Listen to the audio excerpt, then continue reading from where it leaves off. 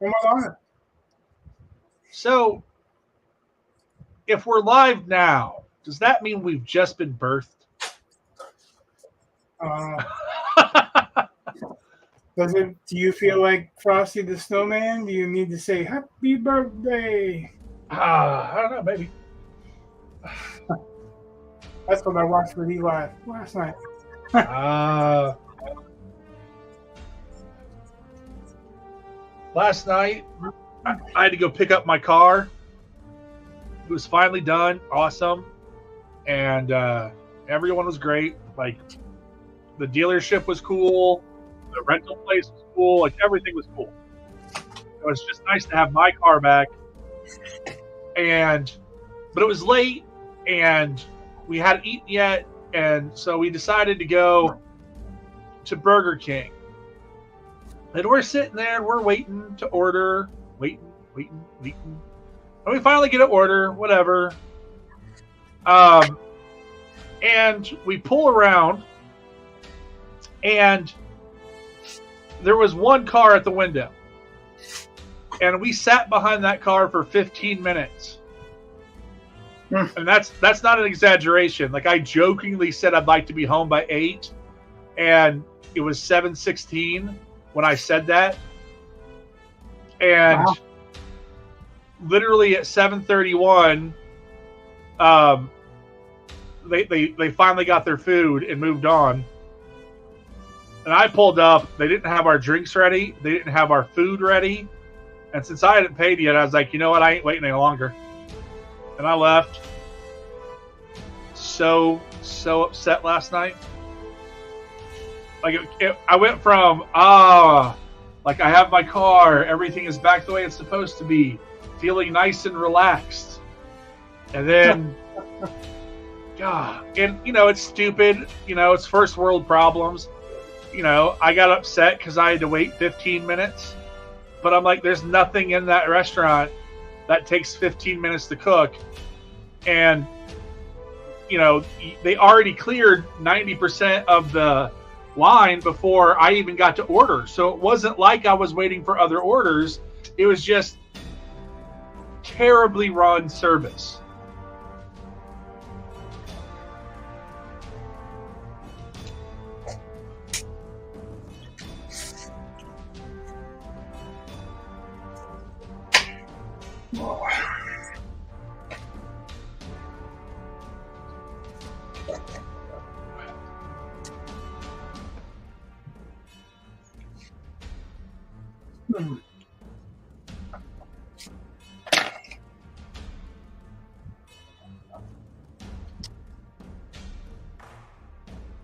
Oh, remind me later.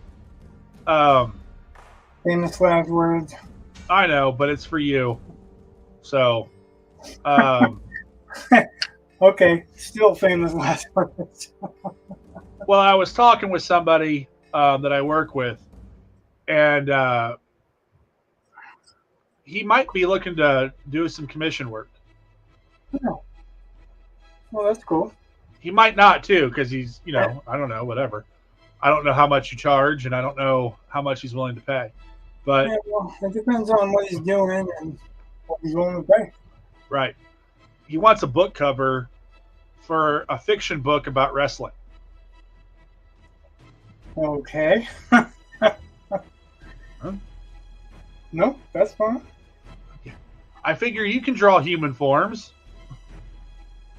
So I'm basically drawing a furry wrestler. Right. I mean, so anyway, I'm just letting you know that he I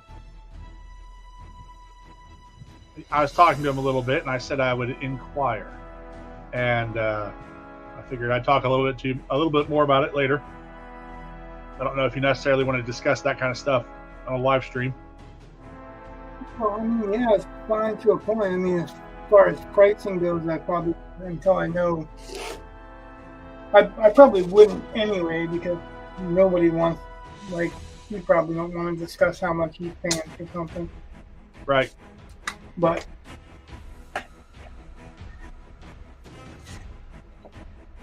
I'm just letting you know, just so you Yep, that's cool. I appreciate it. He was talking about he had written a fiction book about wrestling, and he's like, nobody wants that. Nobody's willing to publish it. He's like, nobody cares about fiction when it comes to wrestling. They just all want nonfiction. I was like, I don't know if that's accurate. That just means there's a market there that's not being satisfied. And that's my personal opinion. I think that anything that somebody's passionate about can be a market. Yeah. It just has to be done in such a way that it works. I'm going back and forth trying to figure out what I really want to do. I'm using, like, I'm going to do the background, but the background's not going to be in the smaller pen. And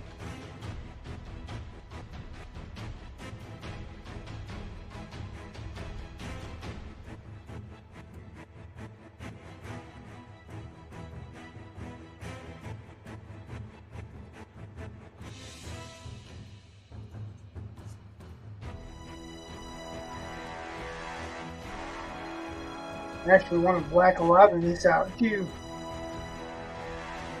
for dramatic.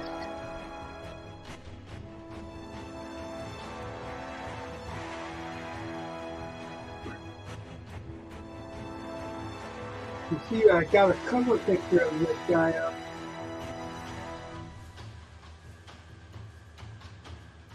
On stream.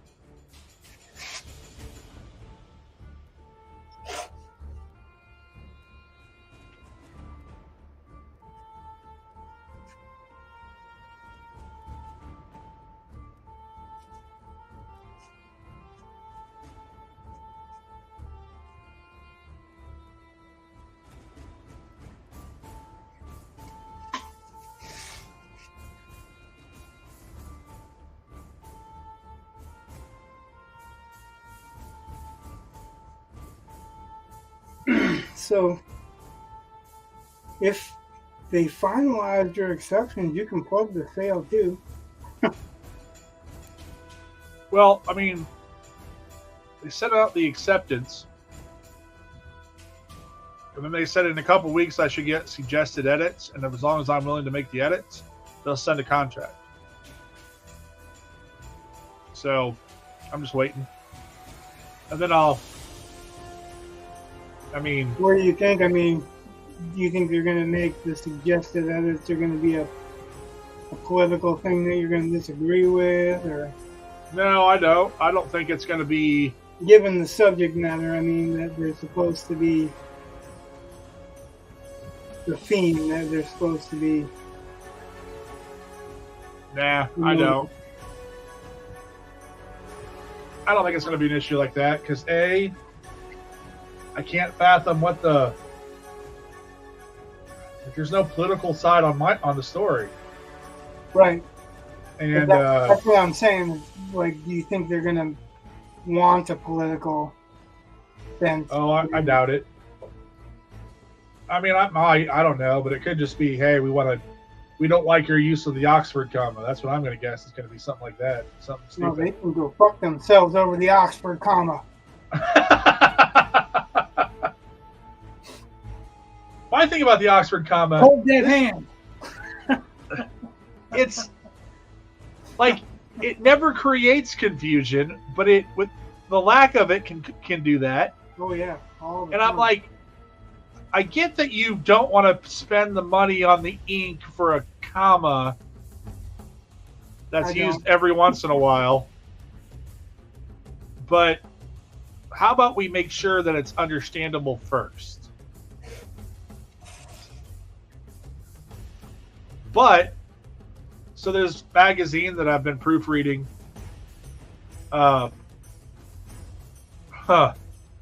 It's kind of interesting, but I kind of got to make my own decisions about that.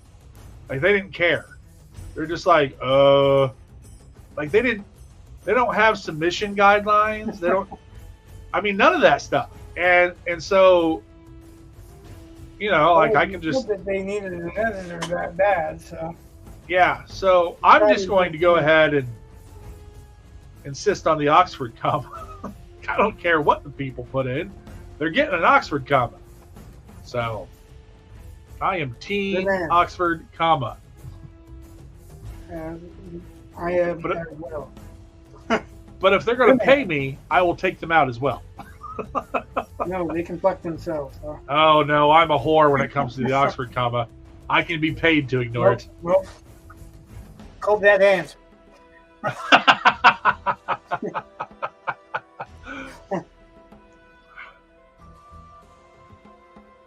Oh.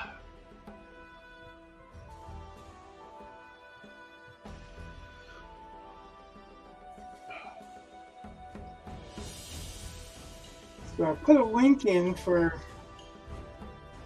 Dave Farland's Apex Writers. Oh, yeah? Yeah. Because now they made me an affiliate. Really? So anyone that uses that link and goes and joins Apex, I get a percentage of the profit. Oh, that's nice. Not that I'm expecting anything, let alone much. But it was a cool offer Ben offered. Sweet. I really should do, like, I'm part of that group and I don't ever do anything with them because I just. Well, I ended up having to quit it because I couldn't afford the payments, Oh. In like 2 years I've been paying for it and not doing anything with it, and I'm like, I can't do it anymore. The only income that I get is from commissions, and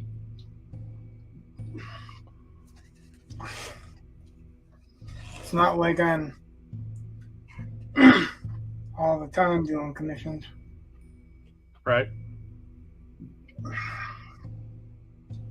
That's not saying that I wouldn't.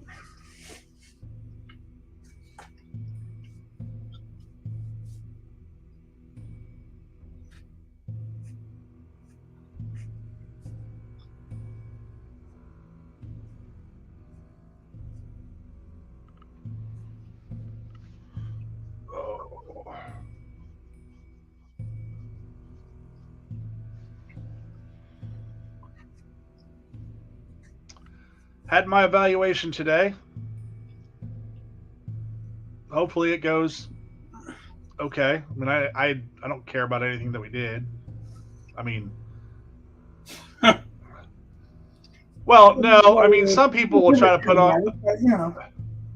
Some people will put a dog and pony show on, and I'm like, no, I'd rather you just know what I'm doing because I'm doing what I think is right. And if you think it's not right, I'd rather you tell me. You know what I mean? Right. Like, I'm at that stage in my career where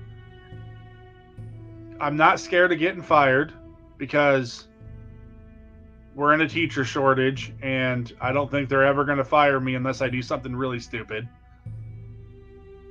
And I'm confident in my own abilities that I don't think anyone's going to say much about what I'm doing in class. So, like, I know what I was doing in class today was valuable and good to do. I went through and I talked and get into critiquing and some pre-writing stuff that they have to know for the AP exam, or they should know for the AP exam. They don't have to know it, but it'll make their lives a lot easier if they learn it. So, like, why should I worry, I guess? The only problem I have, I mean, it's a new principal. So I don't, and she used to be an English teacher. So that's a little bit more stressful. But I don't think I'm going to have any problems with her. And that's only because she has her own way of teaching English. Well, yeah, sometimes that happens. Like the social studies department under the last principal felt like because he used to be a social studies teacher, he wanted it taught the way he would teach it. Which, as my friend said, I've been a social studies teacher longer than he ever was.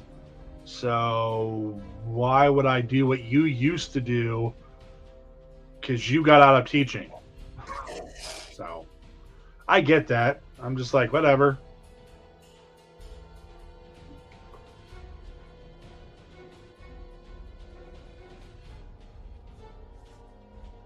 As my friend Drew said, it's kind of helpful when you don't have a big ego about it. You just, oh, that's how you want it done? Okay, sure, we'll do it that way. But I don't think she's like that. I don't think she's going to be like, why aren't you doing this and this? And no.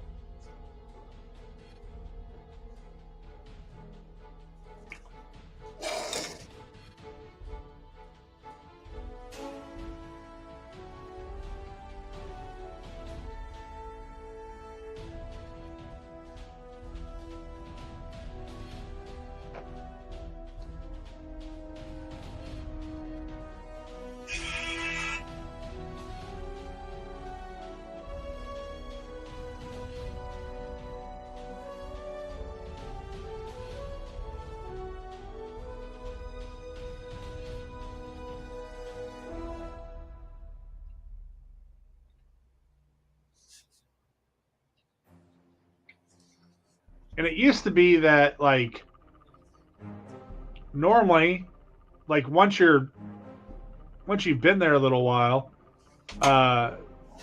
you don't, you only get evaluated once a year, and it was normally in the second half. So it's been a long time since someone evaluated my first semester, which is fine by me because unless it went terribly, I'm done for the year. Like, I'll still do my job because, I have ethics, but I don't have to worry about being evaluated anymore. Like, all right, cool.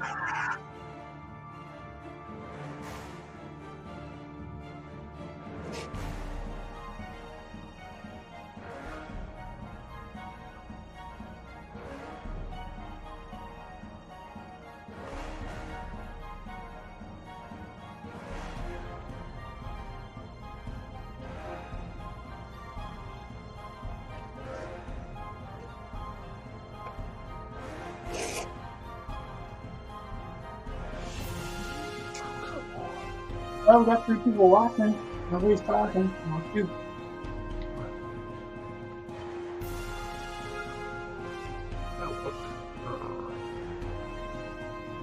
My camera was getting all out of focus. I'm not sure how loud we are. I know I was checking it out on Twitch and it seemed like it was really loud. Oh, yeah?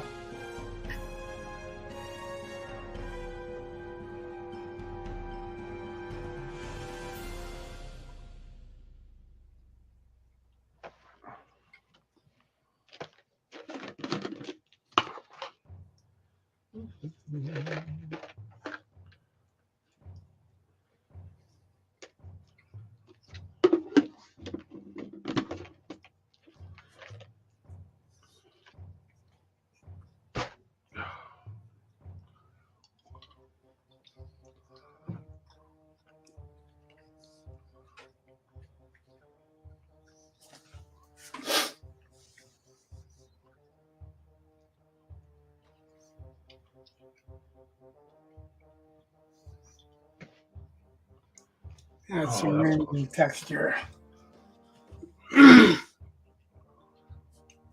And hit some white gouache later.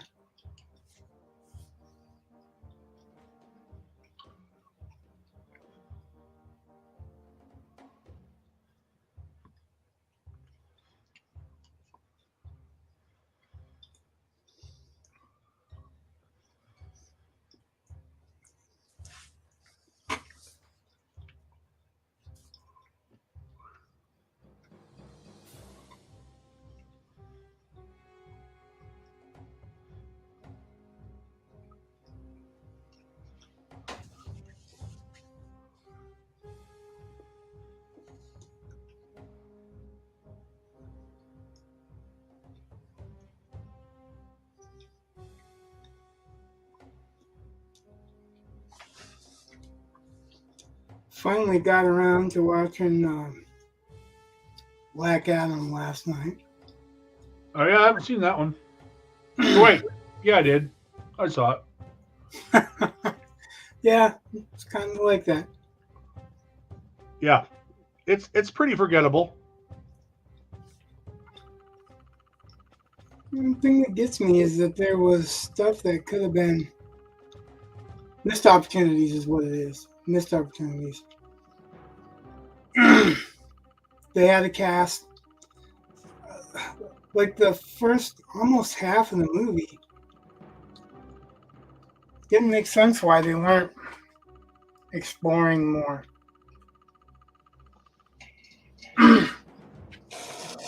They were setting up the Black Adam, and they were setting up the Justice, whatever the hell it is. Yeah. Not the Justice League, whatever the hell they were supposed to be. Yeah, the knockoff. The Almost Temu Justice League. For about half the movie. But they didn't set up what the bad guy's goals or really who the bad guy was or any of the things that would have made it interesting as far as the villain goes until 3/4 of the way through the movie, almost a little bit less than 3/4 of the way through the movie. Right. Like, why would you do that? You had opportunity to explore this character, and you were just supposed to assume that he was wrong because they told you he was wrong.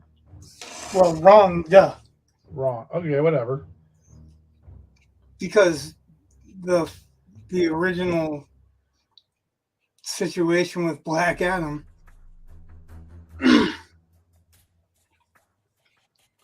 that was just supposed to be accepted as it was wrong because he attacked instead of giving him a chance to become super evil before attacking. There was no way to generate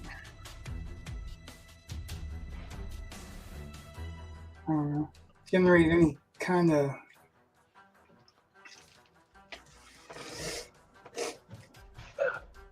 sympathy. Well, yeah, I think they were kind of relying on people knowing who Black Adam was, and that was it. Well, they didn't make Black Adam who Black Adam normally is, you know. I know. So if they were relying on that, they fucked everything up. Well, I would argue they kind of did. So, Right. Not only that, I mean, really. Okay, so it's Black Adam, who should have been the villain in that one movie, Shazam. It should have been him. Like, I'm sorry. It should have been Black Adam, and then he could have come back, you know, for his own film, and that would have been fine. And if that's not the case, you know, when you tease a Superman versus Black Adam thing, and then you never deliver, like, it's just, Yeah, you can't really blame that on like Dwayne Johnson though. That was DC starting and then canceling Henry Cavill. Yeah, Uh, and Dwayne Johnson got Henry Cavill to put the Superman costume back on for that movie, so there's a bit left out of the information, you know. oh yeah, I mean I agree. Or DC just I Oh, don't yeah, understand. Like, okay, I understand that the last Superman film, the standalone Man of Steel, that was the what it was called, wasn't it? It's not called Superman. It's like Man of Steel or whatever it is. yeah, I don't But remember. whatever. Like I really didn't go watch them in the theater. The last time Superman was in the film was like Justice League, right? Yeah, but people talk, like the Henry Cavill standalone Superman film didn't do as well as what they hoped. Okay, Oh yeah, and they then made it more dark. well, yeah, And Superman's not supposed to be dark. He's supposed to be what we aspire to be. and then they put him in Justice League and Batman v Superman, which was kind of a crap show too. And then Yeah, and they made Batman kind of stupid. yeah, and it was just like you guys just really don't know what you're doing. I mean, I don't know. I just Well, is it Chuck Dixon was saying that they put people in charge of it that don't really read comics and don't really care about the characters. well, okay, but at least they could try to care about I don't know story or I don't know. That's what he's saying. They didn't care about the characters. They care. They're corporate, so they're But they don't seem to care about the audience either. right. It's like That's the problem. Is that the audience that they're cultivating isn't there. They never yeah. have been there. It's a myth.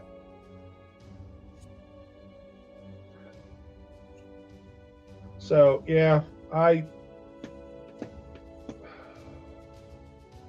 don't know. I just have a serious problem with Marvel and DC anymore. It just seems like they're trying to make something. I don't know. It's more, well, like there's a thing going around on YouTube about how like it's the message that's killing all these things because they're more concerned about the message. And I don't know that I'd argue that point. yeah, I don't think I'd argue against it. And what's stupid is it's like, man, if nobody wants to hear your message or nobody really resonates with your message, guess what? It's a crap message. And a lot of the people that they're trying to send that message to don't even want to see that message in fiction. Yeah. So that's something else that they're not taking into consideration. That the fan base that they're trying to cultivate are not even interested in what they're trying to force feed them.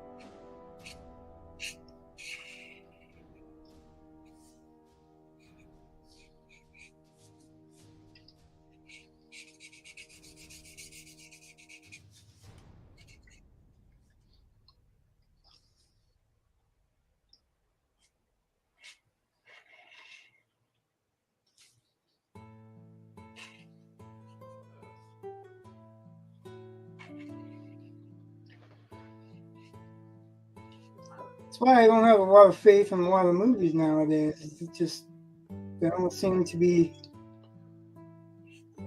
caring about developing an audience or giving me a product that I want to see more than once. You know. Yeah. I mean, there's not a whole lot of movies I can say that I just watched to oblivion, but there are a few that I've watched many times, and I watched, every year I watch certain ones, Yeah. I watched Solomon Kane probably 30 times, and a lot of people don't even know what Solomon Kane is. I don't know if I've ever watched all of that. It's basically kind of a prequel to the Robert E. Howard stories.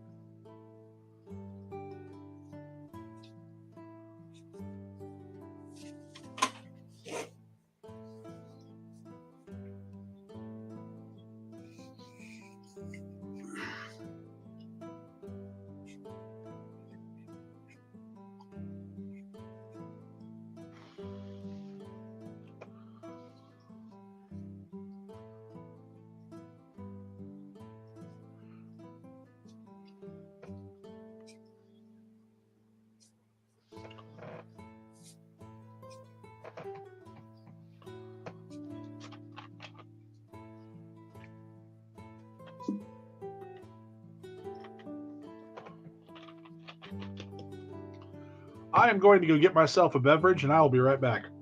All right, I'll be right here. Okay. Fine. Don't nobody go nowhere. That's what I say. Be back in a minute. Yep.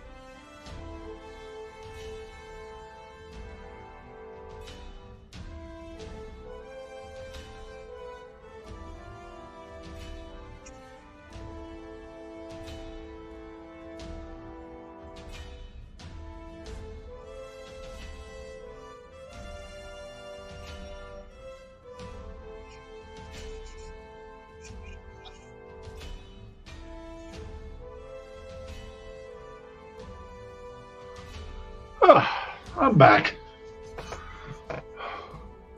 Cool. I was starting to feel like I was all alone. Oh, People watch, but nobody talks. Well, I remember when you first started, because I was like, I would put you on while I was writing, which I always thought was very soothing. I But guess I never that. said anything because I mean, I would do like hi, or whatever. I mean, I would put it on the chat, but oh,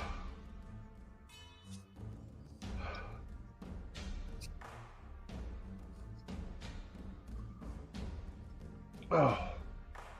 Saturday we have a swim meet in Indianapolis. Well, it's actually Noblesville, which is basically a suburb. So I don't know when I'll be home because it's an all-day meet, which just screams fun.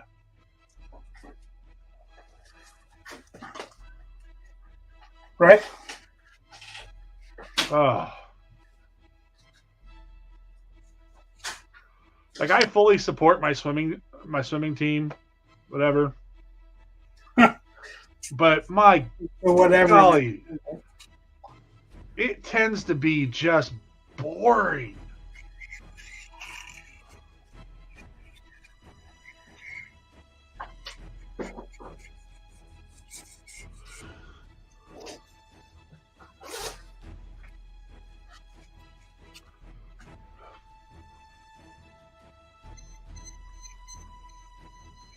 You have a kid on the swim team?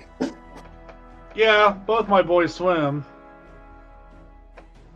And I perk up when it's my boys, or even when it's one of my students, because several of my students are swimming. I mean, that's cool, but the all day meets, just, there's several heats of each race. And so there are plenty of times when no one from our school is even swimming. So you're just watching strangers swim. And I'm sorry, but it's just not that thrilling. And like last Tuesday, I think, was the first boys meet. And there was one moment where Thaddeus, he did a flip turn, and the power he got off of that flip turn was phenomenal. Like he seriously moved. I'd probably say it's his best flip turn I've ever seen. From him, at least. I mean, he's a high school kid. But I turned to my wife, I was like, did you see that flip turn? That turn was good. He had power. And she's like, yeah, they've been doing a lot of squats. So, my boys have been training with... Squats too. Well, probably not the same way, but... the boys still work with their old coach. Like during the off season, they work with their old coach, and they still work with him every Sunday. And they're working on all kinds of things. And he's a coach. He works at the local college now. He's one of the assistant coaches there, and I just think that they're getting, it's 2-on-1 most days. Occasionally there'll be a third or a fourth person there. We pay the guy basically a token payment. I mean, it's not very much. And he's like, I'm not sure if you want me saying anything to anyone else. I'm like, I don't care. Like, I'm paying you for your time because you deserve it, and this is what I can afford, and you're helping out my kids, and it's great. But if other people are there and you want to help them too, I don't care. I don't feel like I'm getting ripped off. I don't feel like they're detracting from the time I paid for. It's not like that. I'm paying this guy because I feel like he should be compensated for his time, not because I feel like I'm purchasing hours of his life. Right, he's yours. Right. Yeah. And I get where, I mean, he's very nice. I mean, I worked out with him, and stuff, and he's a great guy. I have no problems, just helping him out when I can. I really can't say enough nice things about him, really. But That's good. I can't. I don't know. I can't begrudge because I know, as odd as it is, I know the wage statistics for Marion, and I know that a teacher with my experience and a department chair and all that stuff, I'm making more than the average person of this town. I'm positive I'm making more than Steven is, and I'm not going to begrudge other families that can't afford it but need the help. Like, it doesn't hurt me to share what I can. I don't know why. I'm glad he recognizes that I could be upset. He's like, I'm not upset. I don't care. But I don't know. It was nice because one time he's like, is this okay if other people are there too? And I was like, I don't care. Have the whole team over. I don't care. Like, if you help the whole team improves, which helps my boys too. I don't know.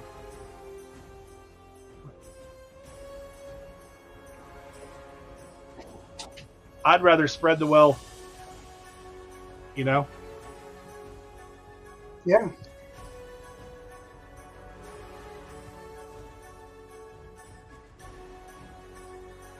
That's kind of what you've been wanting to do with the channel, though, too. Like, you want to promote other artists. You want to promote... Yeah, well, artists, writers, anyway. Writers, yeah. So, why not? Because I don't need to charge for my Discord. Okay. Oh, goodness. Well, some people do, I guess.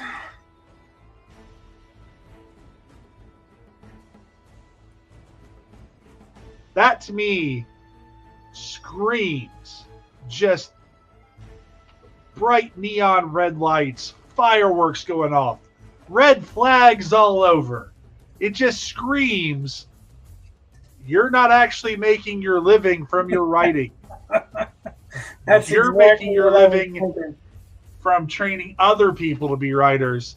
Yeah, you're making your living on how-to books. Yeah.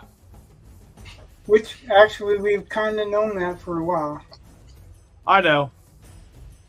And I don't begrudge him that, or anyone who does that. No. As long as it yields the results it promises, Like, right. I'm not saying that everybody has to be a bestseller or Writers of the Future winner or whatever, but I'm saying that as long as your techniques that you're swearing by, that you're charging people to learn, help, like, sincerely help, and not just puff your name up because of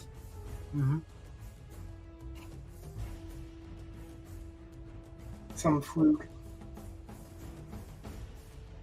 I don't know if it's Jesus or Jesus, but he says hi. Cool. Hi.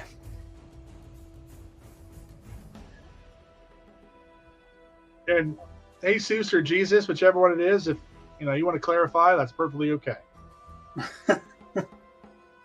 Tell us how you want to pronounce your name so we don't make idiots of ourselves any more I'm than assuming it's Jesus, but any more than we already make idiots of ourselves.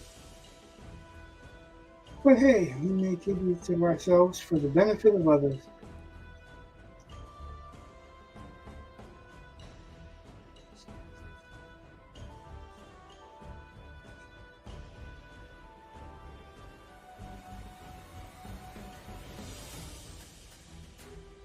Hello and welcome.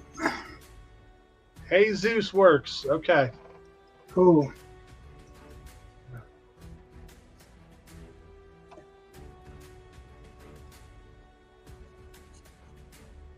There's a really fun book called King of the Mild Frontier. And it is one of the few books I've ever read where I just cracked up laughing, by myself, reading a book in a chair. Like I found stuff humorous, but I don't rarely. I mean, it's kind of rare to laugh when you're by yourself. At least it is for me. And I laugh more when I'm by myself, and oh, I don't. I normally. I mean, I might find something funny, if but I'm reading something that's funny, that's generally when I do that. Unless well, it's really funny, and it's hard for me to read something that I find really funny. well, this book was rather surprising with the stuff that I thought was just absolutely hilarious. But one of the little chapters, it's autobiographical, and the guy is talking about his older brother, and he's talking about how he got this little wooden thing at church that said Jesus, and his older brother was messing with it and broke off the J. And of course, the little brother's upset and is going to tell his parents and all that, blah, typical sibling stuff. Right? And his older brother's like, "What are you talking about? I got you an Jesus thing. That's Jesus's older brother."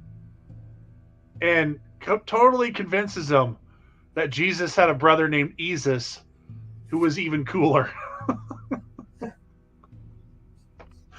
And being a younger brother, I could see that happening. It just made me laugh.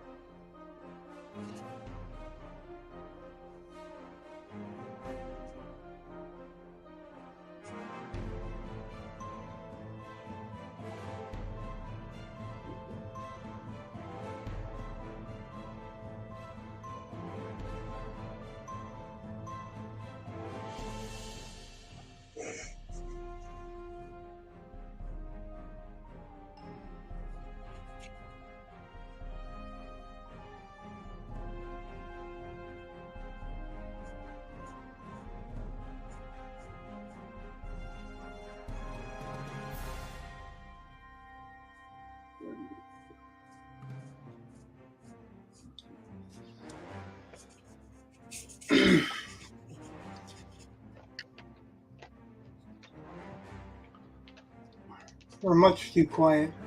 Sorry.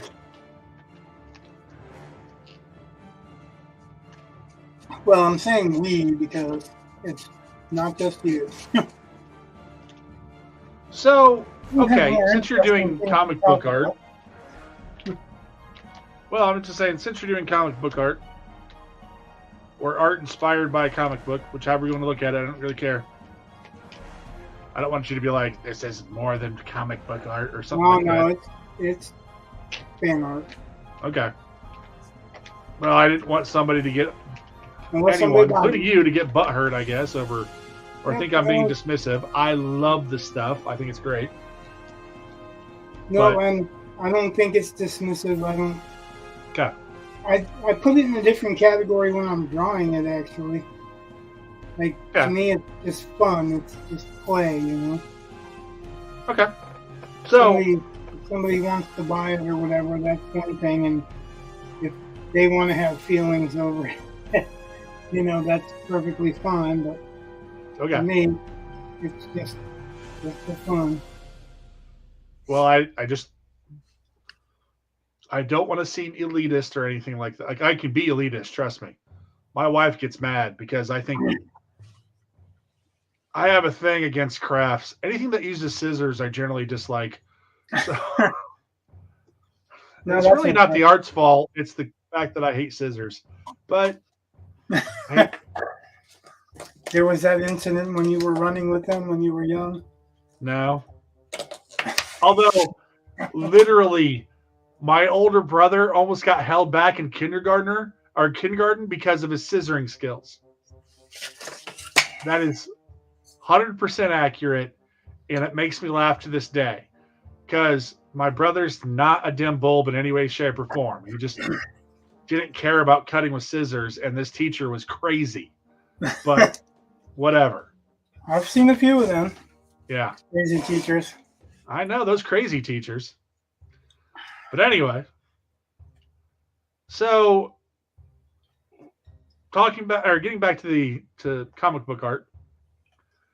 So I've seen before where like Stan Lee created mutants because he got tired of trying to come up with an origin story that was cool. Like he just, you know, Superman came from a different planet. Spider-Man had to be bitten by a spider, that was radioactive or something. The Fantastic Four had the cosmic rays, and he was just tired of having to come up with stuff like that. So he came up with mutants. That's, I don't know if I've seen him say that or if I've read that, but yeah, I don't know if that's strictly true. A lot of Stan Lee's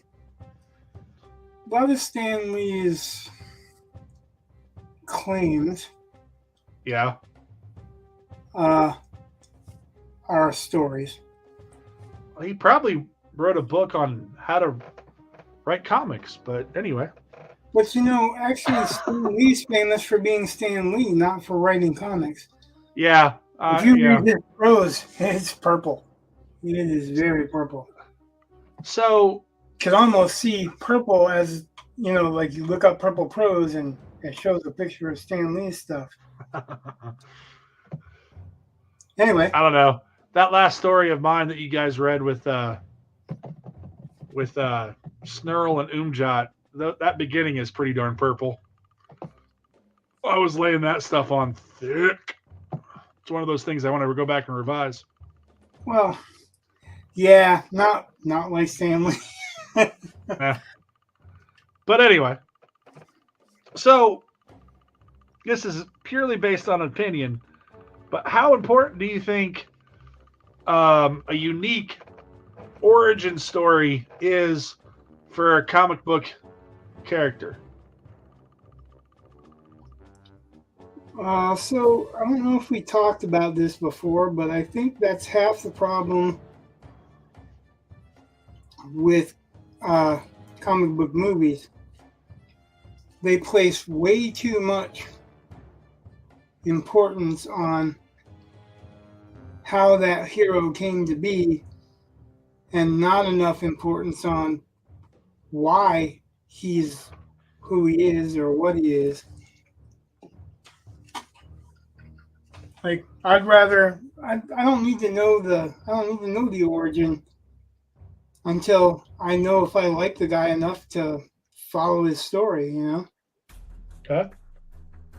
So I guess that's your answer. I don't think it's super important, but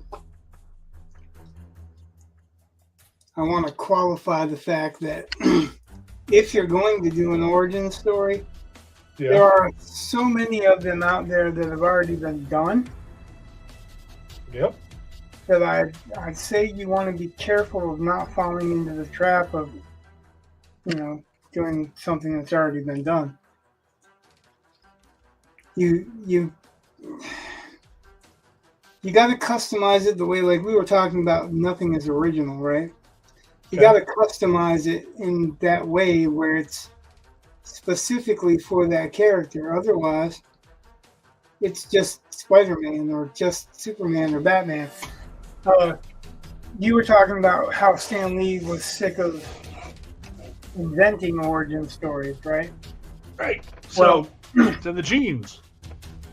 Well, yeah, but that's still an origin story too. Like what I was going to tell you is that comic book characters almost always can be broken down into aliens, scientific experiments, monsters, which I guess would fall under aliens, or mutants. Well, let me see. They said something about that. Let me see. The other one is gods and goddesses, mythos. It's the fantasy rule: myth, monsters, or magic, right? Yeah. But the magic could be science in science fiction, or actual magic, depending on the comic and the character.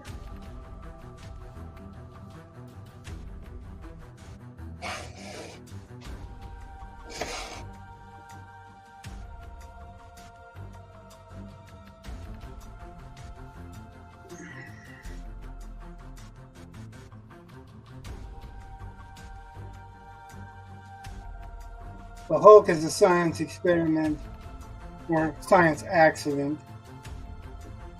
Peter Parker is a science accident. Well, Spider-Man, not Peter Parker. So well, his parents might argue that point. Winter Soldier, they talk about the big three, how it's always aliens, androids, or wizards. Which androids would be your science experiment. Aliens would be, aliens, whatever. And wizards would be, I guess, be magic. Well, the problem with that is your science experiment isn't just androids. Like you're talking about the Hulk and Spider-Man and yeah, I know. Supposedly the Fantastic Four. And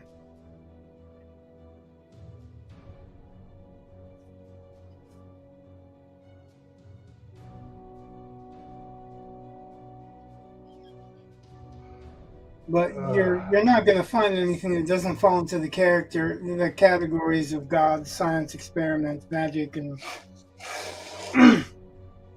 well, mythos, magic, myth, monsters, and science fiction. Yeah. Or aliens or science experiments is the science fiction. But that's not technically anything that's bad. I mean, that's kind of like. Well, I'm not saying when people say there are only certain kinds of, there are only so many basic storylines, that you have like story conflicts. You have, like man versus self, man versus man, man versus nature, man versus supernatural. Yeah, it's about, man versus society. I think that's all of them. And then you can versus start breaking it down. technology. What? Man versus technology, but it still falls into that into those categories. Yeah. So, whatever. But Stephen King said the plots break down to boy finds girl, boy loses girl, boy gets girl back. Boy finds girl, boy loses girl, boy finds another girl. Yeah, those are the categories that he was talking about.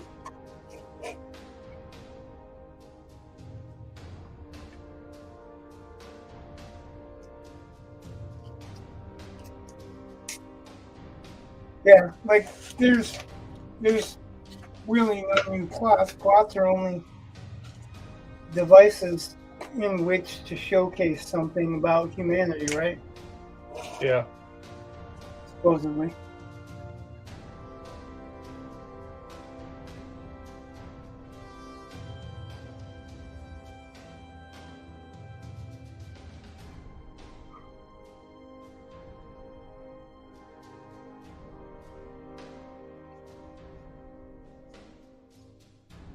Yeah. Well, just wondered.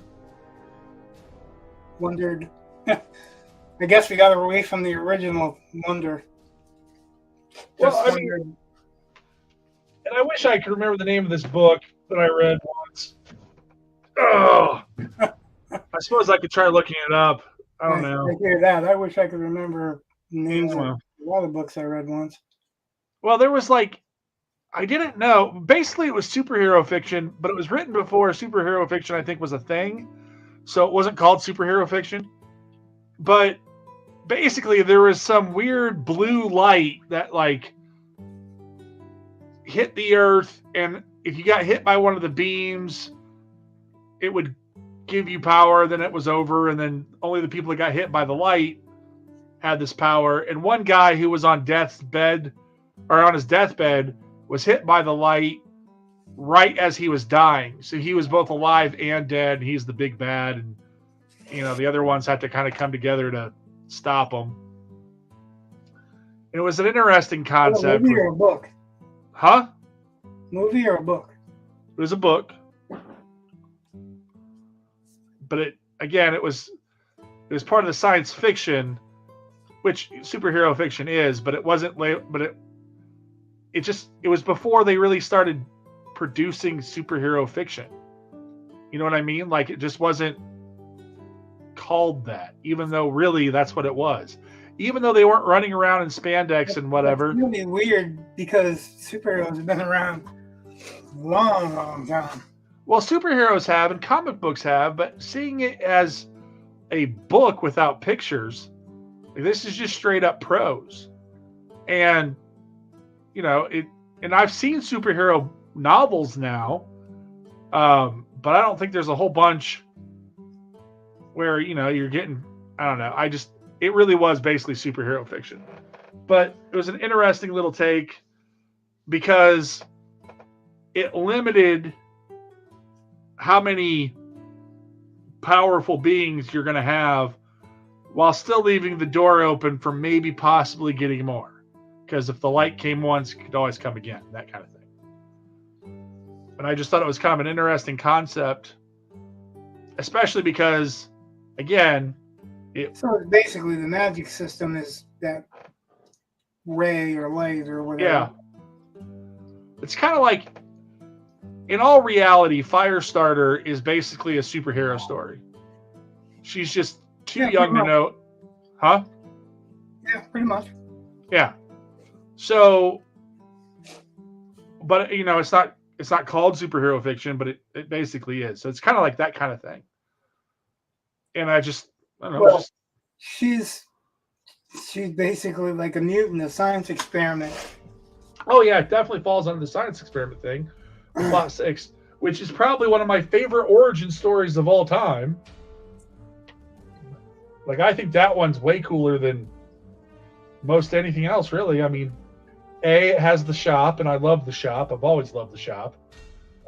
B, just, I know they did experiments on college kids. Heck, they still do experiments with college kids. Yeah, So we see ads in the paper. yeah. So I don't know. It's a really interesting take. I really liked it. Some of that stuff, it's just like, I mean, I don't know. The origin stories.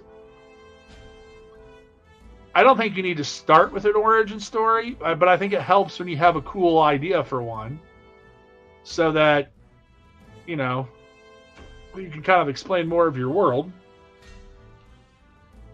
I think you should know it.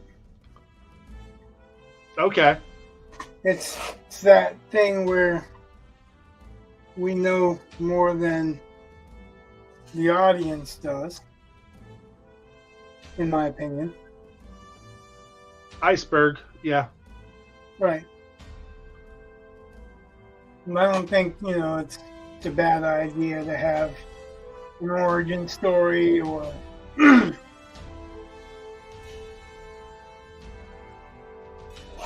an understanding of the powers or limitations if you're writing that type of story. Yeah. Because I think that falls under Brandon Sanderson's first rule, where the audience is going to understand what's happening a lot better if they understand the limitations of the magic. They're going to understand the magic resolution and what it takes to make a magic resolution.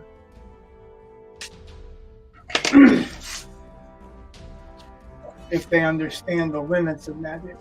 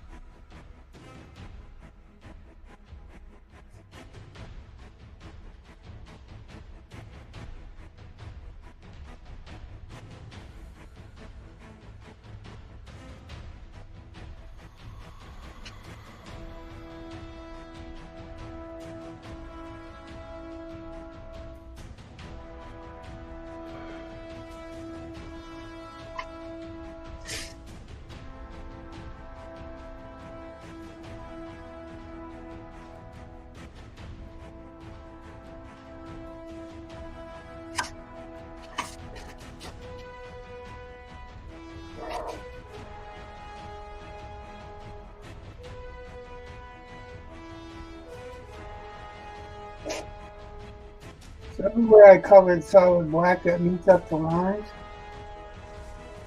I'm coming in and trying to make that line look a little bit more organic by feathering out from it.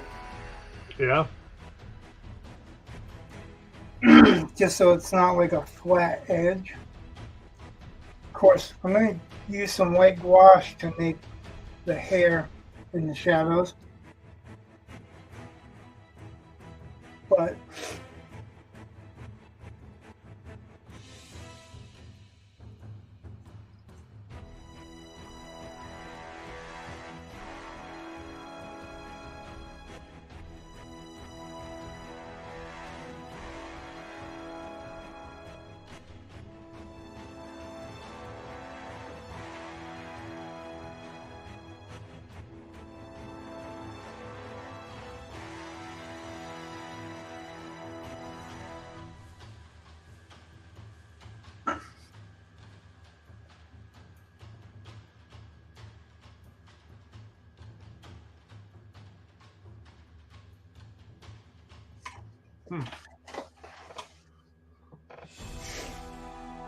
I put a couple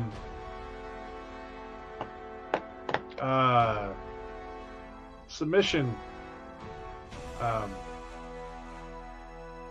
or open submissions on Slack. yeah, I saw, and I was like, one of them just takes you to the Mosca, so Yeah. I don't know what it is.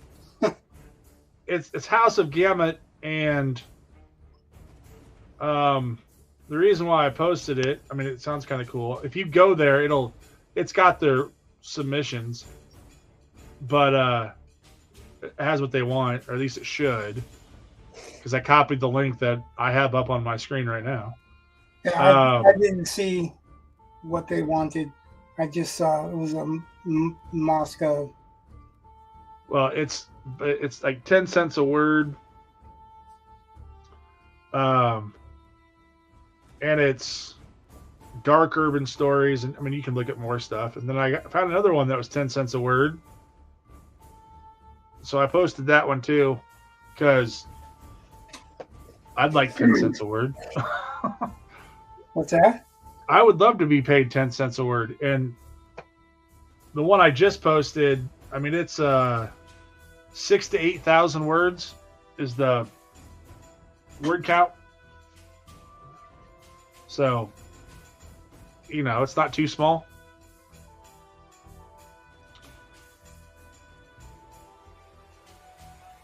So you're saying that they'll make up for the lack of cents per word by the number of words you can do?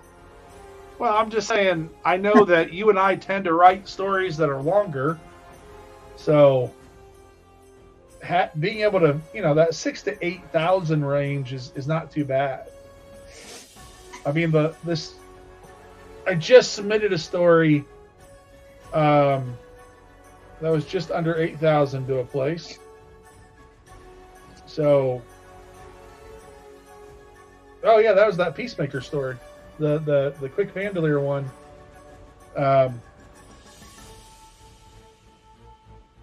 Had to edit some stuff down because it was originally like 9.5, but I found places I could cut. Like I was okay. This is all right. This isn't bad. So, whatever. But I forget exactly where I sent it to. I'd have to look it up on my sheet. But it was Anvil Publishing. That's what it was. Or Anvil Magazine or something like that. Whatever it was. Anyway, the artwork that they had on their call for submissions, I was like, hey, that looks like my character. So hopefully it works.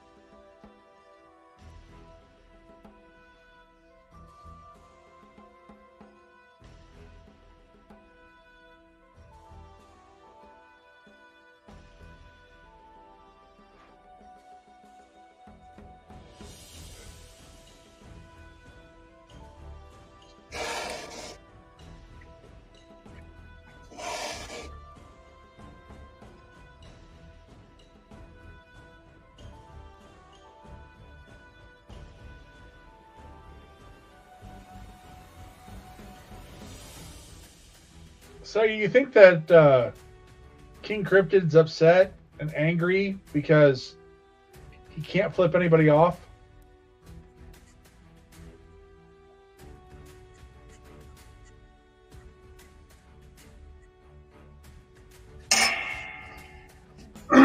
Maybe because of traffic. Okay. I don't know. I'm just saying, if he only has 3 fingers, I mean, it's... Well, there's a middle finger if you have 3. Well, okay. But then how do you point? Not the same middle as you think of normally for middle, but it's still middle. I get it, but I'm saying, all right, so if I put my fingers like, in the Vulcan sign, so it's basically like 3 fingers, then this, the index and middle finger are the middle finger. And if you want to point at somebody, that's the one you would use, right? Like that would make more sense. But that's also like flipping people off, so it's just kind of I don't think it is really, because it really looks more like he has 2 fingers and 1 thumb.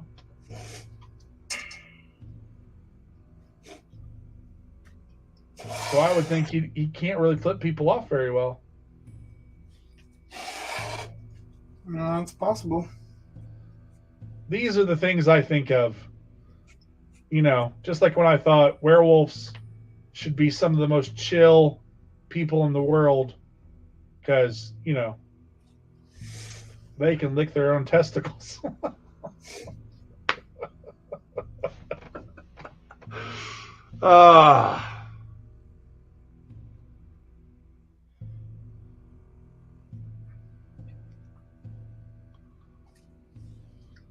Yeah, there's a lot about werewolves that, if you really start thinking about it, they really do not make sense. Like, I get that my dog gets upset if she sees a stranger, like come toward the house or something. Your dog's not a wolf. What? Your dog's not a wolf. That's true. But I have a feeling that if a wolf is well fed, they're not looking for trouble. Depends on the wolf. I suppose. But most animals... That's like saying, well, Wolverine's not going to fuck with you unless you fuck with it. Wolverine's the only animal on Earth that doesn't have to have a reason to attack you. Oh, there are spiders like that. Well, it's said that the Wolverine is the only animal on Earth. Okay. Wolverine's an animal. You're right. And spiders are an arachnid. Doesn't have to have a reason to attack.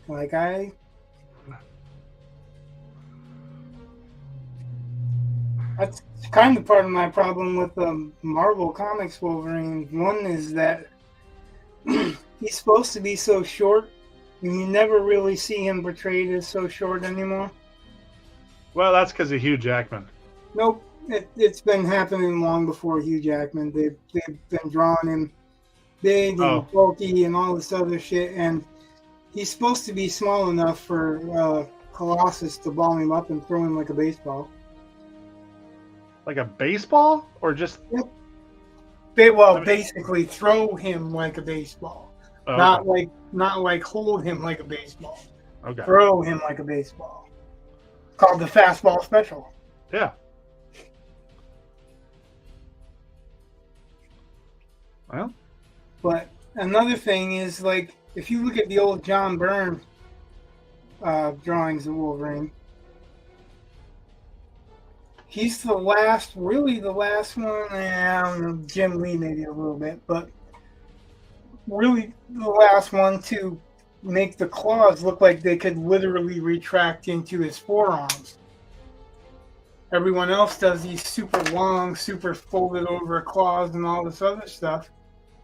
And that would never work. Yeah.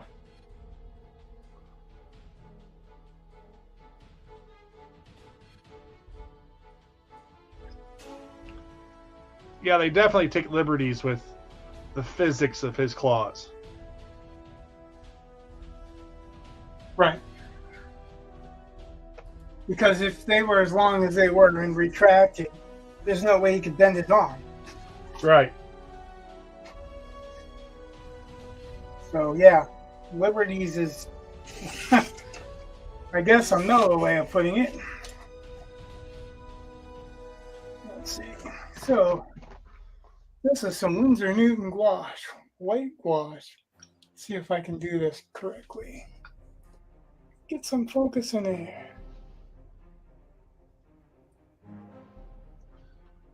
Probably not.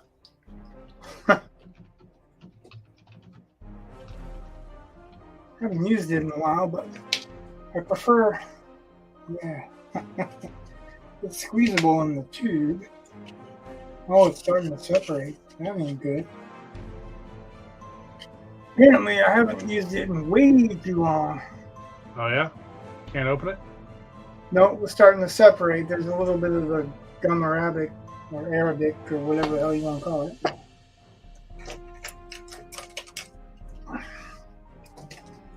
So because gouache is basically watercolor that's flat,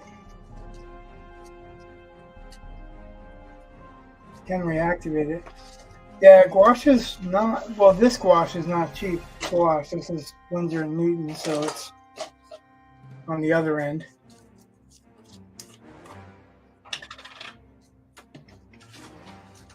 Get a piece of paper towel.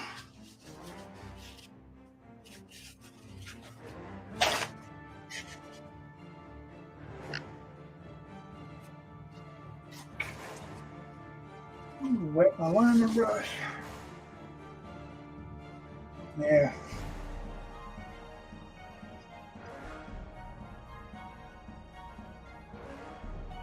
Consistency is, it was really, really harsh, so I don't want it too watered down because then it would be the same thing as the Posca. My problem with Posca is it never seems to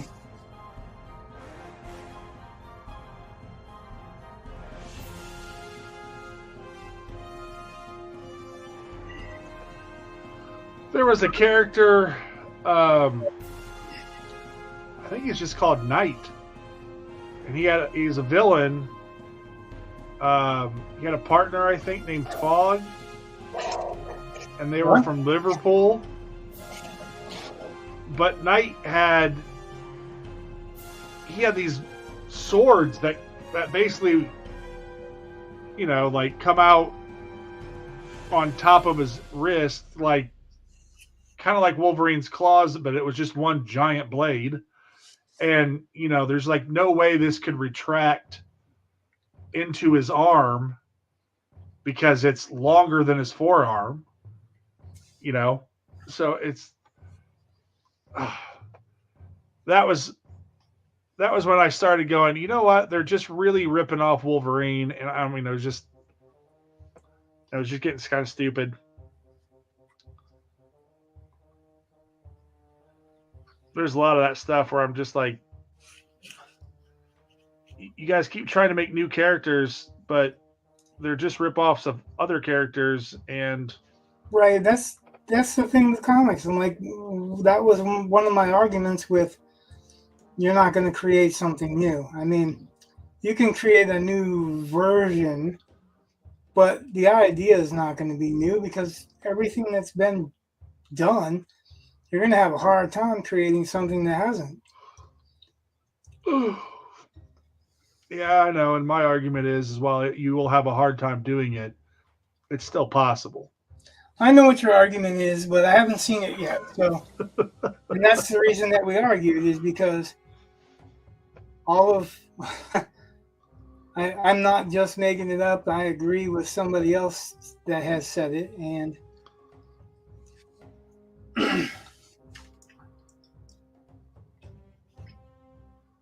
I just don't see anybody creating something new. Making something of parts that have already existed, that's different. I believe that's possible, but I don't think that's the same thing.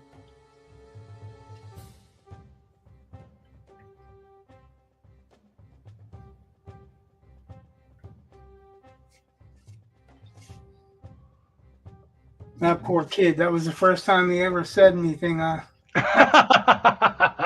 he felt like he destroyed the whole show. Nah.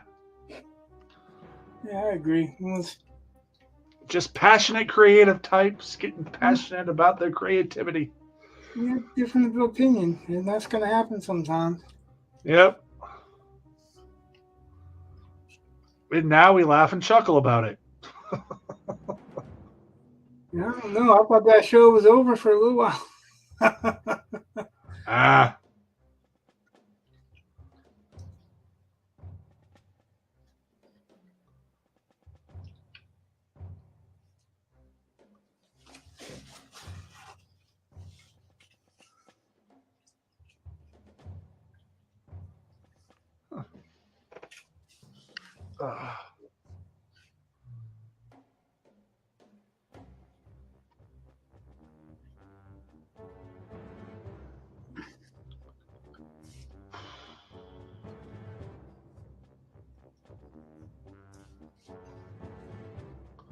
Although we had a bigger viewership, and Oh yeah, it was drama. Right. We're like, dude, you gotta check this out. They're fighting.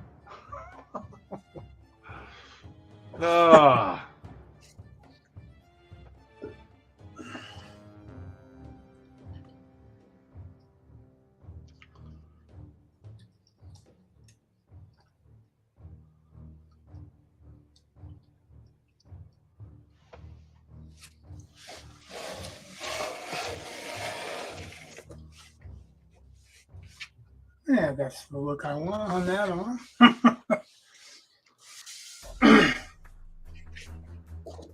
Gotta be very careful with the water because I don't want to knock it over. But oh god, that would suck.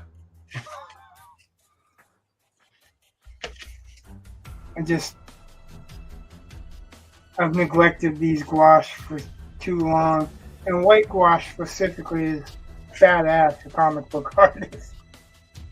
Like it's the thing. Like I know a lot of people want to use Posca because they're set up like markers, but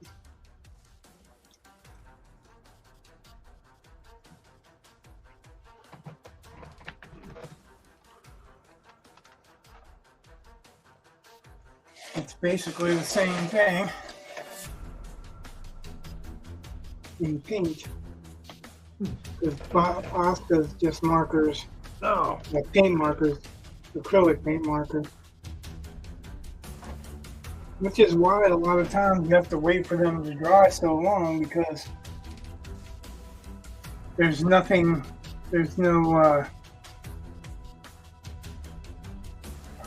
gesso or no matte medium or anything for it to be applied to.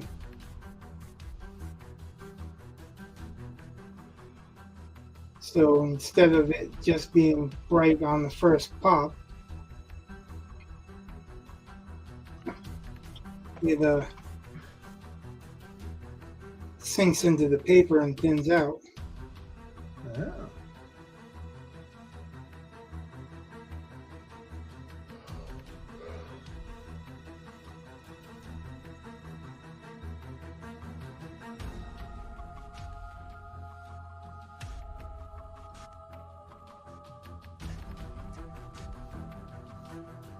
And the Bristol board takes watercolor, which gouache is watercolor. And even though acrylic is a medium that's thinned by water, it's not actually watercolor. It's not held together by the same bonding agent, which is from Arabic.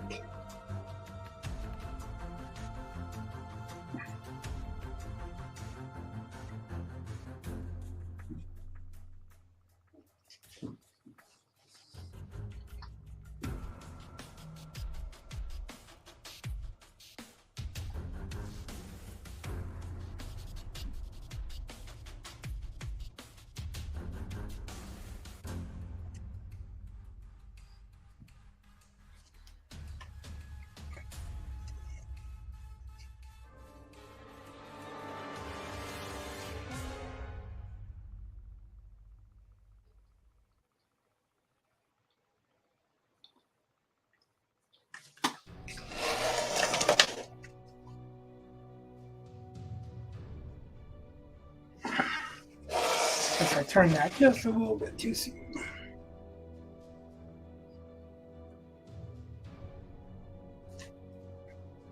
You know, I thought it looked good before. Like when you started, I'm like, I don't even know what the heck he's going to do.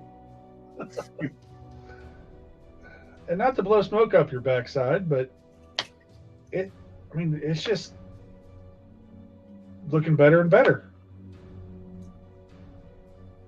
Like the shoulder blade things, the swoopy whatever those are. Yeah, right. Mantle is what I call it because that's pretty much what it is on the trench coat. Or okay, like when they were first on there, I was like, all right, it's just kind of a weird costume choice, but it's not your costume, so whatever. Right. But then now it's like, oh, I see what that like. That's kind of cool. Like that's just it looks so much better.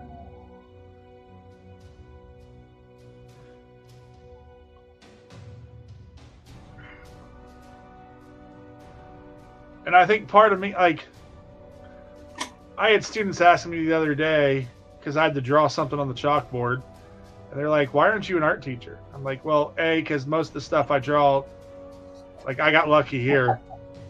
And then also I was like, because I always felt like I was proficient, but I didn't feel like I was good. And so, like, that's artist syndrome. None of us feel like we're good. Well, whatever. But so, or put it this way, I thought I was a better writer than I was an artist. And unless we feel like we're the shit, we don't ever feel like we're good enough. Well, I'm just sitting here looking at that and thinking, yeah, I would have I would never have put all that detail into those shoulder things. Like it would have been the way it was when you first started the stream tonight. And you know, it's not like I couldn't do what you did, but I would not think to do what you did. Well, or what he did. I don't know what. Well, yeah, I mean it's not my design. And I've looked at a bunch of covers and I really like the way that the character was designed. That's why I decided to do this. So to be fair, that's not my choice. It's just my representation. And I was going to make it like yak horns, and then I decided to make it like a wood texture because that was easier. So, well, whatever. I just, you know, and maybe if I had kept at it, they would have developed more, you know, just like I did with writing, I suppose. But I felt like I was better at writing, and writing was a lot cheaper. Yeah, you definitely don't have to justify your choice, you know, but I'm just saying, like, it's faulty to think that, oh, you didn't have the confidence, so you weren't any good or whatever, because most of the artists I know, including myself, are like, man, I'm not where I want to be. Well, but that's kind of the point, is that it's more about the journey than about the finishes, you know? Right. I just know that, I mean, I put more of my emphasis on the writing and whatever, but I mean, like I said, I knew I was proficient because I could do portraits, like, and I sold portraits, and I could, like, I sold a mural or two. Like, a guy wanted me to paint a mural for him. Like, all right, cool. So it wasn't like I didn't have any skill. And I took art classes and I did fine in them. You know, I mean, obviously, it wasn't like I was completely clueless. I just felt like, especially if I was going to claim to be a teacher, I was like, nah, I don't know it. Like I feel, this is going to sound egotistical, I think, but when it comes to English, like I don't know, I feel it a lot more than I do with art. I don't know how else to explain that, but and it might just be because after a while, I focused on English and that's all there is to it. And because I focused on that, that's what I feel the most for. But I don't know. Oh my goodness. I keep going out of focus. It's hard for me to think of things I want for Christmas. Maybe that's what I want. I want a different camera that doesn't fog over every 3 minutes. Oh.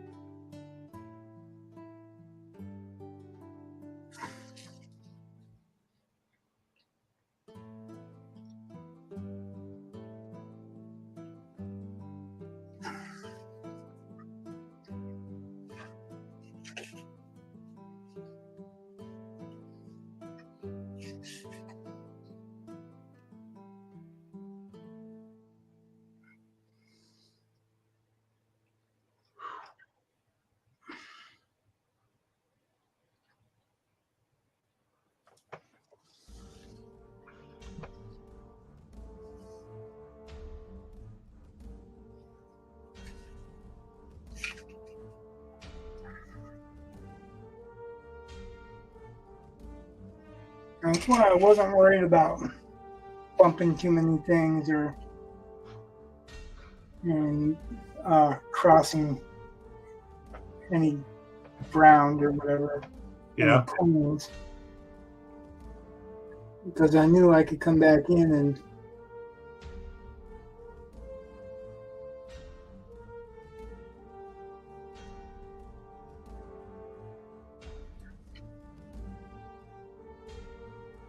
make up for it.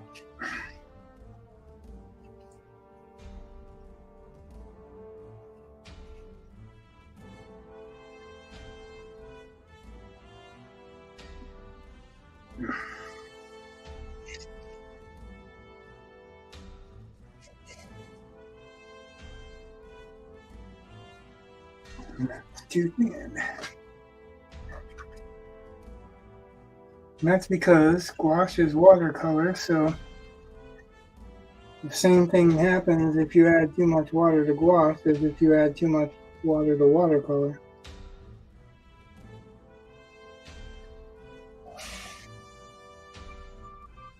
I should think you'd probably be interested in using gouache, right?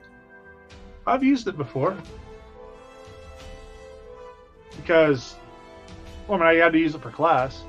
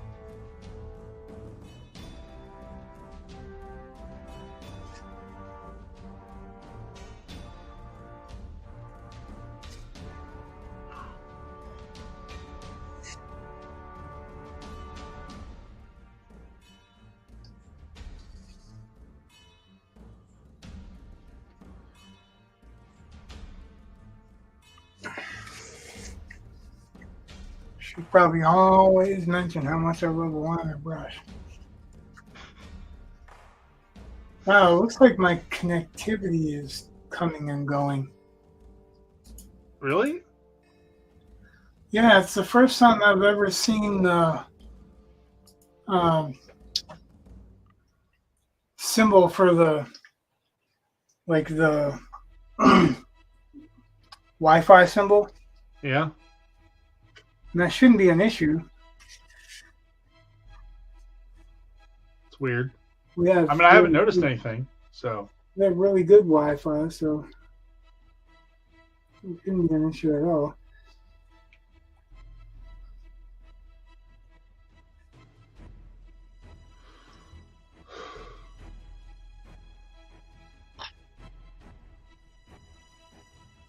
Ah.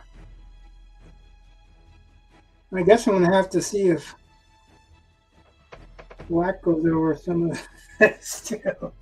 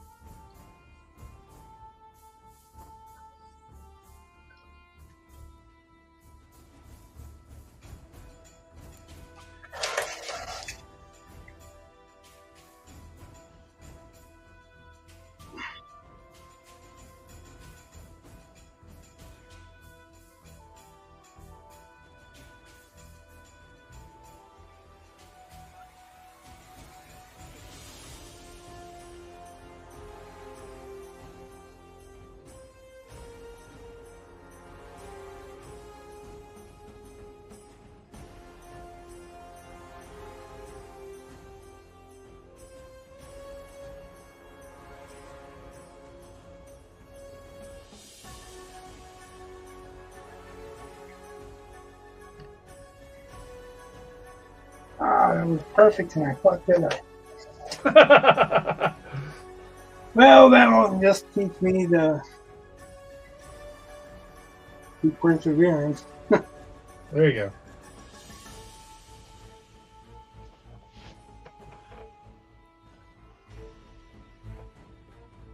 Part of the lesson of this channel too, like nobody's perfect. Well, I tell my students a lot of times, if it's worth doing, it's worth doing wrong. You know? If the practice is important, you should practice whether you're good or not. I mean, if you're bad, you need practice. And even if you're screwing things up, it's still better than not even attempting. Well, you know, like I like the idea that people learn that you can persevere and make it good, you know? Yeah. Because there's too many people, like somebody was talking about it earlier. I don't remember where it was, but I think it was Anthony Wheeler's stream or something. Or it might be Alec Obert's stream where he was saying that if he screws up, then he's a failure or something like that. Somebody said that in the chat and he agreed. And I'm like, you're only a failure if you quit. Yeah. And you're not a failure because you screw up. Everybody screws up. That's why they put erasers on pencils. I thought those were the tasty bits. Well, I'm sure Eli would agree with you. It seems that that's what the first thing he goes for. Oh. Is the tasty bits.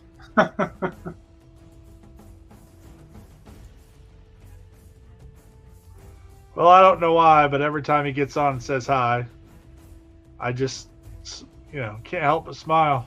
So.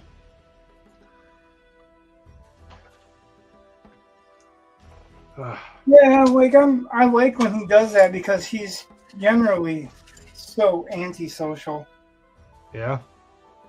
That when I see him do something out of character or not antisocial, I'm very psyched to see it. And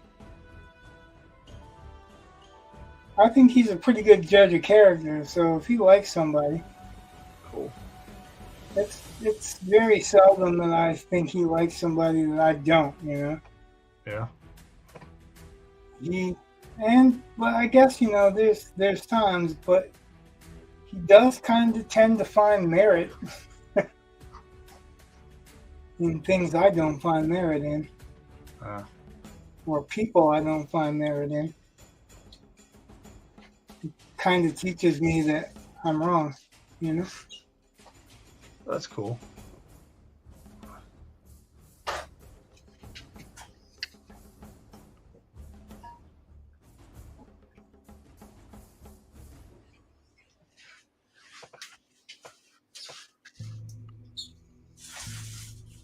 It's funny because he knows you're the one that's on there most often, but I think because Chad doesn't have any hair either.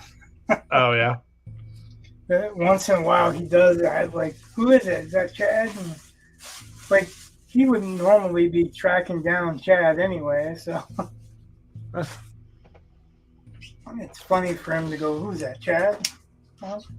No, and why do you care? Because if it was Chad, you wouldn't even be talking to him. You'd say, hi, Chad, and that's it. We went to Chad's renewal of vows. Yeah. And he stood by a tree on the opposite side of the property that everybody was doing the ceremony. Even to the point where he was missing out on snacks, and that boy don't miss out on snacks. Yeah. So I found that amusing that he's like, who's that, Chad? Like you care. What are you talking about? So Chad, you want to go run and hide?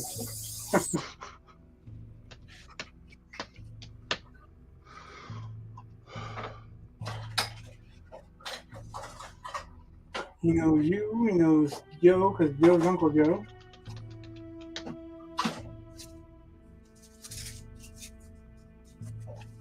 And he's got a very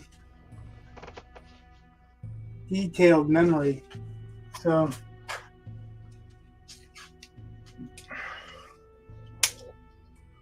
he will remember you long after I don't remember you. He'll pull up something from 7 years ago and be all like, remember this? Like, no, I didn't. What do you mean? I felt about that. My one boy was talking to me, and something about holiday movies, and I said something about Die Hard, and I was like, I don't know. I said something about maybe he should watch it, and he's like, I saw it with you. I'm like, what do you mean you saw it with me? He's like, yeah, they did a re-release. You took me and Dad. Like, it wasn't even a question. It wasn't like, do you want to go see this? It was, you two are coming with me now. And I have no memory of this whatsoever. And I feel terrible about that because that's exactly what I would do if Die Hard was released again. You know, I mean, that's such a great Christmas movie.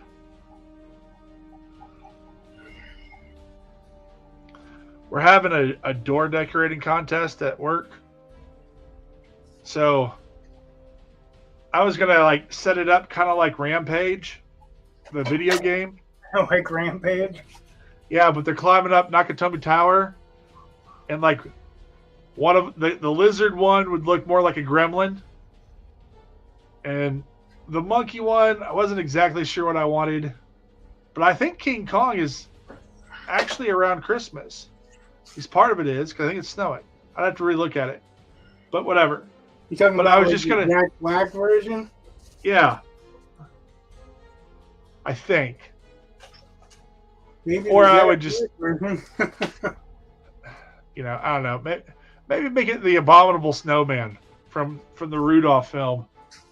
And then above the tower, shining like the Star of Bethlehem, would be Iron Man from Iron Man 3. And it would be awesome. It would just be all... What's the difference between Iron Man from Iron Man 1, 2, and Iron Man 3? Well, the seats all get slightly different designs. Iron Man 3 has a triangle centerpiece, whereas the Iron Man and Iron Man 1 had the circle. Because that's the normal. Right, but anyway, I mean, every movie has a different suit. At least one different suit. There were a ton of different suits in Iron Man 3. But yeah, I know there was one of them that had a whole bunch of them that I just didn't really watch, so. But I just think, a whole bunch of non-traditional or movies set at Christmas that have nothing to do with Christmas. Oh, like Lethal Weapon? Huh? Lethal Weapon? Yeah. If I could figure a good way of putting them on there, I would. But yeah, so just maybe it takes more to push out to 2 different platforms because I keep seeing it show up and then not show up. Weird. Anyway, sorry. Oh no, you're fine. I just think while everyone else is doing some kind of weird... My old lady told me I was fine before that. And I didn't believe her. But now you've confirmed it. Okay.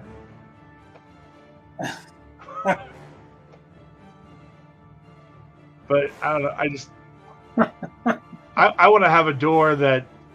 Because students are going to vote on it. So I figure it should be a door that might be a little bit darker than the rest. So you're looking like for a Five Nights at Freddy's connection or something? I'm just more of a darker tone. I don't know.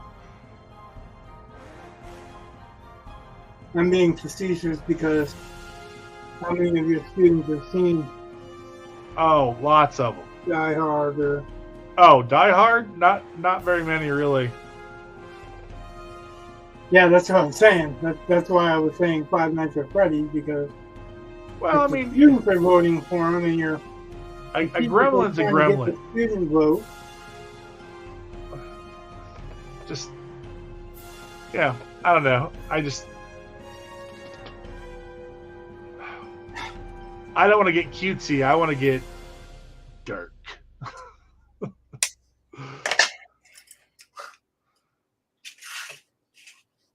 you don't want to be cute. You want to be evil.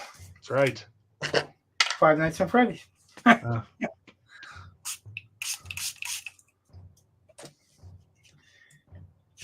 My students asked if I was going to go see that movie. And I was like, probably not.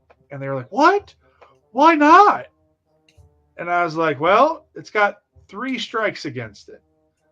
It's like, number 1, it's a movie based off a video game. So that's strike 1. So, second strike, it's PG-13. Third strike, it's got YouTubers in it. I guess this thing is doomed. And my boys went and saw it because, they're all, oh, Five Nights at Freddy's, I've been waiting so long. And, cool. I'm glad they have something to look forward to, whatever. I do not begrudge anyone because I think the concept overall is kind of cool, but they can like whatever they want. Right. I mean, the concept of the game is kind of cool. Like the story of it's kind of cool.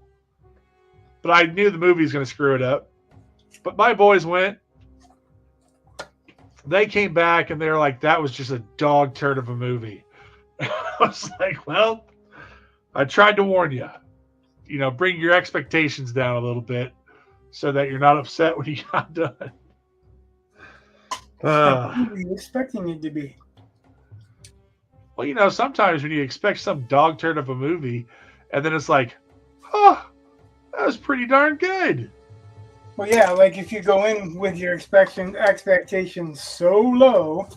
Yeah. But the thing is that they probably didn't. Even if you told them, they probably didn't. I know.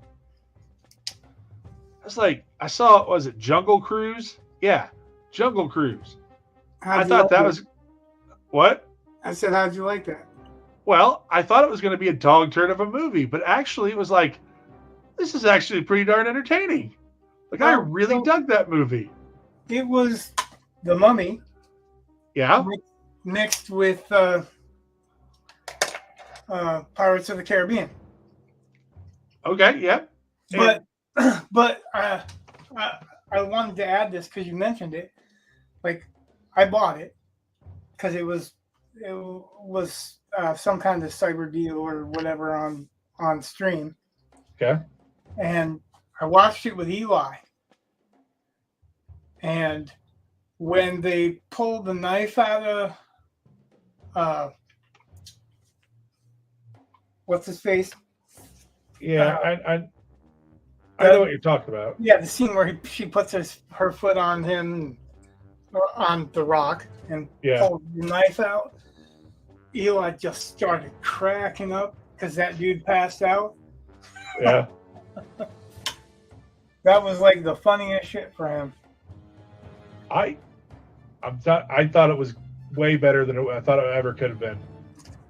So yeah, it was fun. And I forgave the couple of political nods. Yeah. Because it was so much fun. Yeah.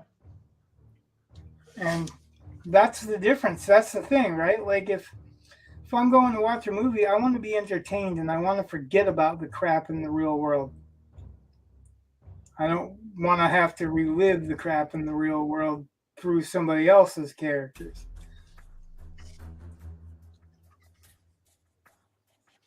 So I was entertained and I enjoyed the movie. We watched it a couple of times.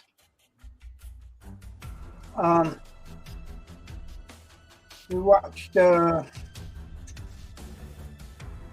There's another one. I think it was based on a video game with the dude that played Spider-Man.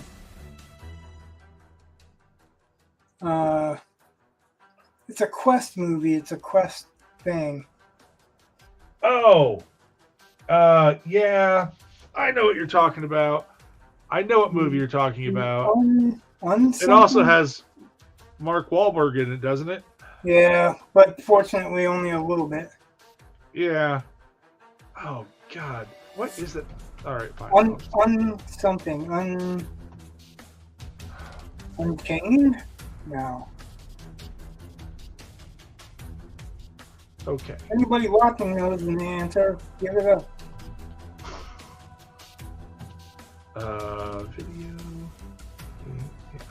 Uncharted. Yep, that's based on a video game too. Yeah, I know. I watched like half of it when I got it, but of course, our oldest Logan, he's all over it. Yeah. Knew what it was. And... Well, I mean, it was kind of a fun movie too, but it was. I just felt like they were trying to do a younger version of Indiana Jones. Yeah. And not doing a good job of it, so. I don't think Tom Holland's the right character for that, but. Well, he's got that kind of innocent, bumbling character down pat. Yeah. That's what made him so good as Peter Parker. But yeah, I only got through like half of it. I was just like, I just don't care. I watched it a couple of times. I usually, if I watch a movie once, I like to try to give it a shot again to see if it holds up, and if it's not just a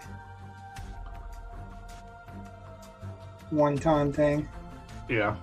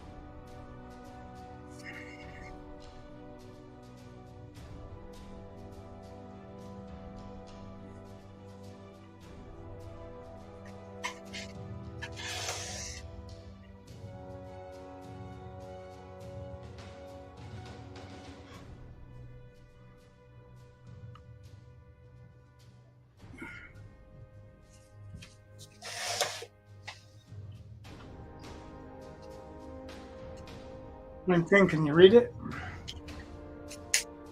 Is it I mean, can I readable? see it? Yeah. Yeah, is it readable as in what's going on? And Yeah. We got like the trees, like the silhouettes of the trees in the back.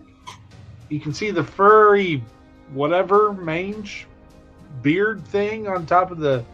You can't see where I'm pointing, but you know, the shoulders, the wrappings on the spear thing.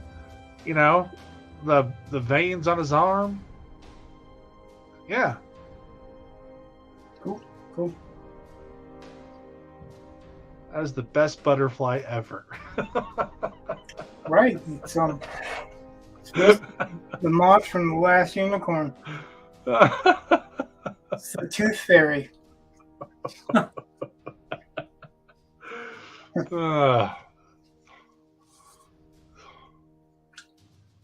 Yeah, I think that's pretty sweet. Well, that was a lot quicker than the last session. Yeah, a little bit. Half the time. Yeah, because my wife said, "Hey, by the way, if you do another 4-hour show, you're not going to be married or employed, probably." So I was like, "All right." Kind of interested in keeping at least one of those things. That's nice. That's very encouraging. Yeah. Sheesh.